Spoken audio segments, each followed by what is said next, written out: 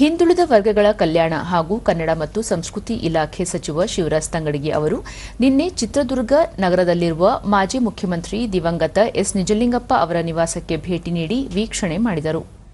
ಈ ವೇಳೆ ಎಸ್ ನಿಜಲಿಂಗಪ್ಪ ಸ್ಮಾರಕ ಟ್ರಸ್ಟ್ ಗೌರವಾಧ್ಯಕ್ಷ ಎಚ್ ಹನುಮಂತಪ್ಪ, ಗೌರವ ಕಾರ್ಯದರ್ಶಿ ಕಿರಣ್ ಶಂಕರ್, ಕನ್ನಡ ಮತ್ತು ಸಂಸ್ಕೃತಿ ಇಲಾಖೆ ನಿರ್ದೇಶಕರಾದ ಗಾಯತ್ರಿ, ಜಿಲ್ಲಾಧಿಕಾರಿ ಟಿ ವೆಂಕಟೇಶ್ ಮತ್ತಿತರರು ಉಪಸ್ಥಿತರಿದ್ದರು.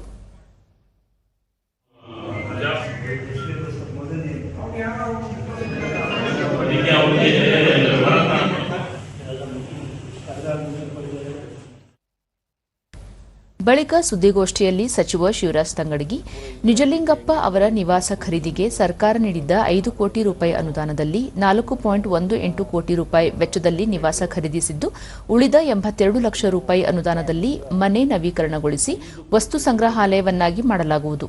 ರಾಷ್ಟ್ರ ನಾಯಕರಾಗಿ, ರಾಜ್ಯದ ಮುಖ್ಯಮಂತ್ರಿಗಳಾಗಿ ಅವರ ಕೊಡುಗೆ ಅಪಾರ ಎಂದರು.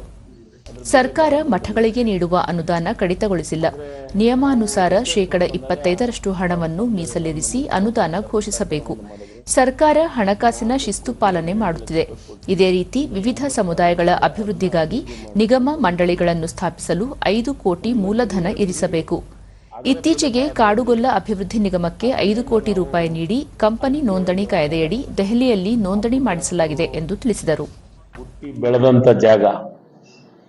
ಅಂತ ಮಹಾತ್ಮರು ಹುಟ್ಟಿ ಬೆಳೆದಂಥ ಜಾಗನ ನಾವು ನಿಜವಾಗ್ಲೂ ಅದನ್ನ ಒಂದು ದೇವರ ಗುಡಿ ಟೈಪ್ ನೋಡುವಂಥದ್ದು ಅಂತ ಒಂದು ಮಹಾಪುರುಷರು.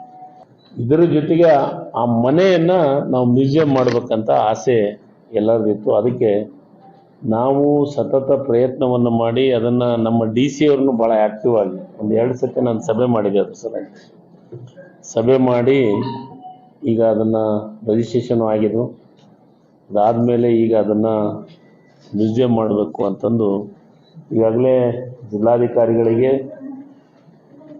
ಮತ್ತು ನಮ್ಮ ಇಲಾಖೆಯ ನಿರ್ದೇಶಕರಿಗೆ ಸೂಚನೆಯನ್ನು ಕೊಟ್ಟಿದ್ವಿ.